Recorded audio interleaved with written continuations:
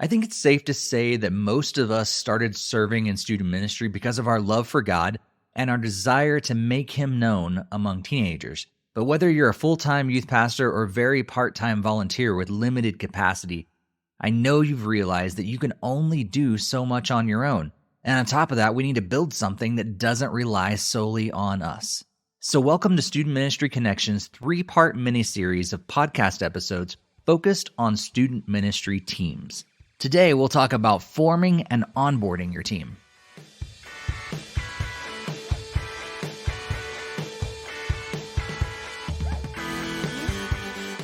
Welcome to Student Ministry Connection, a podcast for those who serve in student ministry, want to connect, and desire to grow. My name is Steve Cullum, and I've served in student ministry since 1999.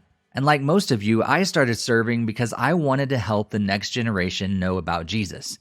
And I soon realized that in order to do well in my role, I needed to spend more time with adults. This included parents, but also a team of volunteers. And as I've interacted with youth pastors over the years, I've heard lots of questions around building, training, keeping, and growing a team. So for this episode and the following two, I wanted to share some things that I've learned over the years that will hopefully help you as well.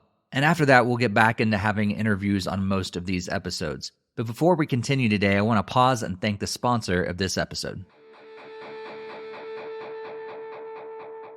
G-Shades is a youth ministry curriculum and teaching strategy focused on helping students see everyday life situations through the lens of the gospel.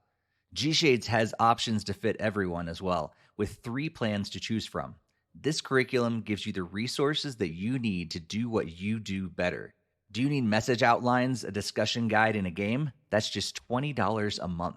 If you're looking for a higher production value, including bumper videos, Instagram devotionals, and parent guides, that's $30 a month.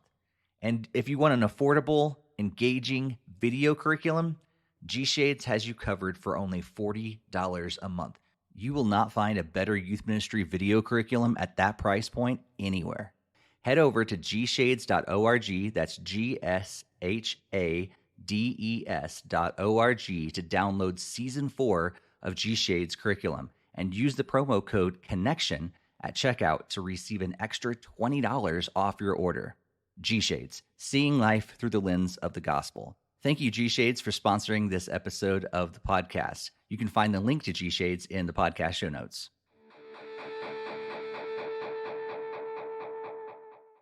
Now, before we get into the hows of forming and onboarding your team, I think it's important to just talk about the reasons of why we have a team in the first place.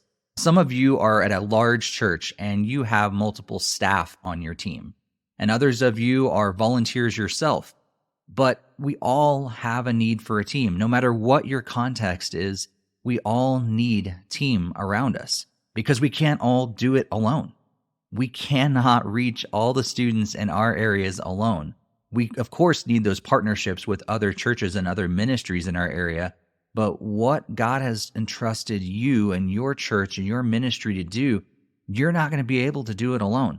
And on top of that, you need to be partnering with other teammates because of all the different things going on in our world. We cannot be alone with students anymore in our day and age. It's just not a smart decision. So we need team to help increase our capacity, but also for safety and security. And some of you are thinking, where do I even start? How in the world do I even build a team? I feel like I'm the only one at my church that believes the same thing I believe about pouring into the next generation. Well, if that's the case, I want to encourage you to start with just praying.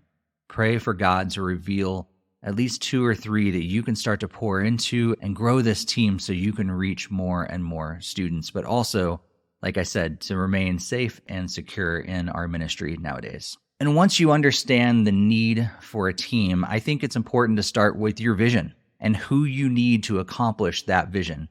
We need to start with our why. Why do we do this ministry? Why does your ministry exist? Why are you even doing what you're doing? And once you have a clear understanding of the why behind what you're doing in this ministry that God has entrusted to you, I think it's important to start with an organizational chart. Now, I'm a person that is very structured, and maybe this is too much for you, but I think it's important to start with that chart so you can visualize what you feel like your ideal team will look like. Now, if you're a small church, you're going to put some things on there that you're not going to be able to fill for a while, but it's important to kind of visualize what you feel like your ideal team would be like. And then you can always pare that down over time and then grow it back over time as well. But I think it's really important to visualize it. So create an organizational chart, and I'd also encourage you to include layered leadership within that. That means some of these roles within your ministry are also going to have leaders over them that other volunteers or maybe eventually staff can function in as well. So let's say you have a small group ministry. Maybe you have all these different small group leaders. Well, layers of leadership would mean to put another leader over those small group leaders, or maybe multiple leaders over those small group leaders, and then a leader over them. You see where I'm going? It's multiplied, layered leadership as you grow. I've actually got a blog over at stevecullum.com that I'll link in our show notes that shows you all about that. It was from a workshop that I attended at Orange Conference a few years ago. And in addition to your organizational chart, I think it's also important to have job descriptions for all the different volunteer opportunities that you have within your ministry.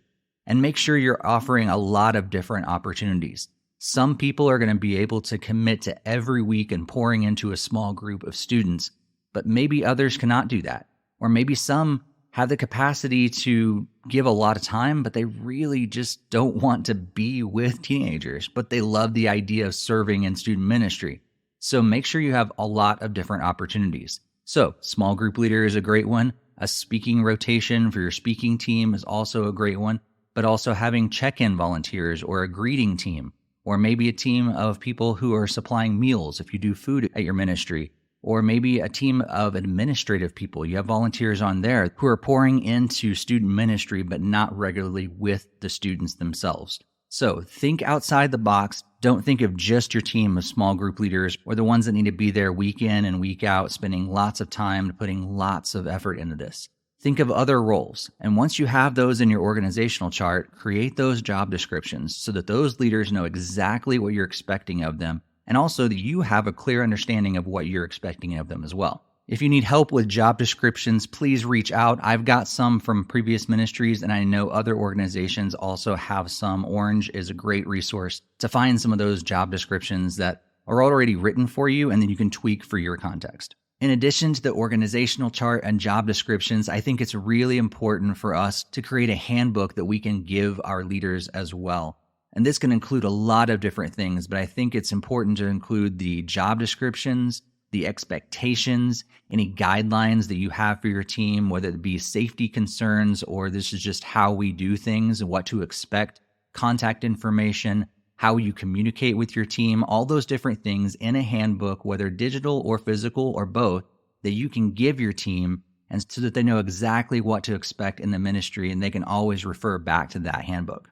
And so after you've narrowed down your why, your vision for your ministry, and you've created this organizational chart and you know where all your needs are, what your ideal team would look like, and you've created all these job descriptions and you're ready to go, we need to develop a recruiting strategy.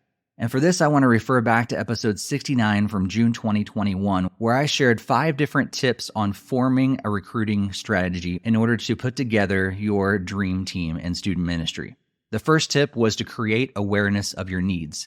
How are you letting people know that you have a need for volunteers in your ministry? The second tip is to tell stories about your current team. What's been going on and why should people be excited about being a part of that team? The third tip is to encourage leaders to invite their friends. The ones you already have on your team, encourage them to think about others that they know that may want to do this as well. The fourth tip is to get a gifted recruiter on your team. Not all of us are gifted recruiters, but can you find one that can join your team and help you out with this? And the final tip that I provided on that episode was to create a great team environment. Everyone wants to be a part of an amazing team that's doing great things, but also having fun together. And I think if you focus on all 5 of those tips, you're going to be able to create a great recruiting strategy for your team. And finally, when you get everything planned out and you've got your strategy, you know how to do this, and you get someone who wants to join your team, how do you onboard them onto your team and make sure you set them up well? I want to walk through my onboarding process that I put together over years and years of doing student ministry. I think it works really well. It's something you're going to have to tweak for your context, but here's the process that I went through when onboarding a new team member. It all starts with the initial connection or conversation. You're going to meet this person, or maybe it's someone you already know. Somehow you're going to get connected with that person, and you're going to have a conversation, whether in person or via email or text or a phone call or whatever it is. You're going to have that initial connection and conversation. Get to know that person, figure out why they want to do this, and let them know a little bit about the ministry, but don't overwhelm them in the beginning. The second step of the process is to offer them an application. Now, this application is going to look different depending on what your church needs. I would highly encourage you to talk with your church's HR department, your lawyers, your insurance companies, all those different people who may have a say in what needs to be in that application process. At the very least, I encourage you to have the following in your application. Get their contact information. Of course, you're going to need to know how to actually connect with them beyond this application. Also, I think it's important to ask about their testimony, their story of how they come to know Jesus and why they want to serve in ministry. And maybe that's a separate question that you ask them. Why do you want to serve in student ministry? What led you to contact me or for us to start talking about you being involved in this ministry? It's also really important to get their approval for you to run a background check on them, and then include anything else that can help you to get to know that person and maybe other things that you would want to know in that application process. After they turned in their application, then it was time for me to set up an interview with them. Sometimes this happened at the church, sometimes we went to a local coffee shop.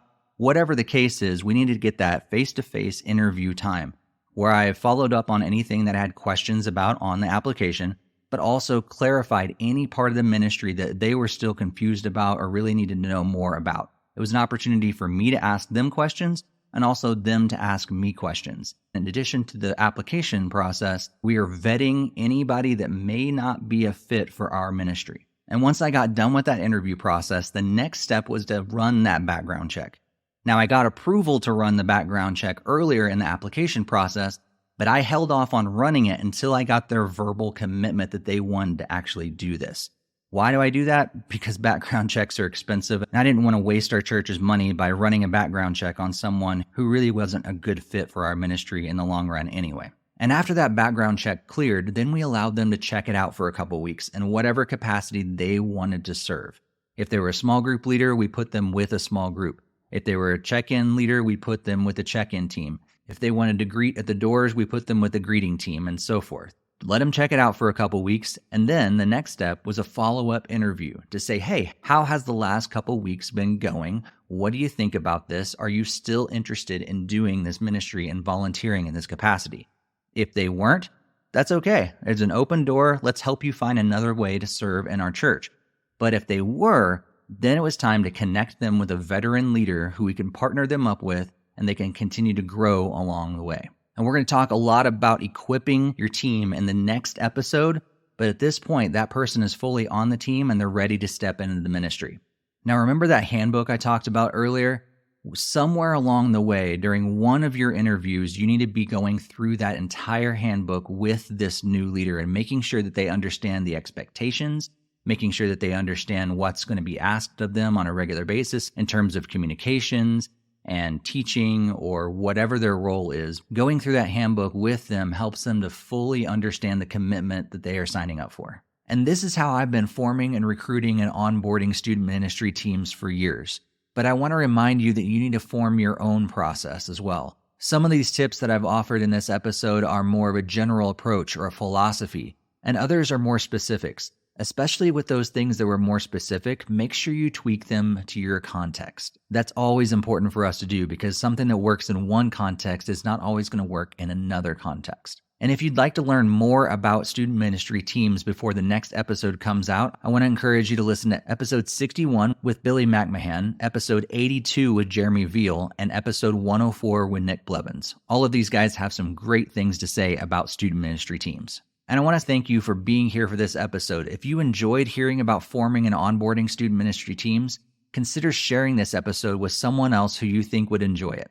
And if you'd like to support my ministry with the National Network of Youth Ministries, please follow the link in the show notes where you can sign up for my prayer partnership team or my financial partnership team. Thank you so much for all those who partner already. I really appreciate it. And before we go, I also want to thank G-Shades, our sponsor for this episode. Check out their website at gshades.org and use that promo code CONNECTION to save $20 off your order. And while you're over there, check out their blog and the brand new book from G-Shade's founder, Mike Haynes. We're going to be back in a couple weeks with part 2 of this mini-series focused on student ministry teams. But until then, be sure to stay connected and may God bless your ministry.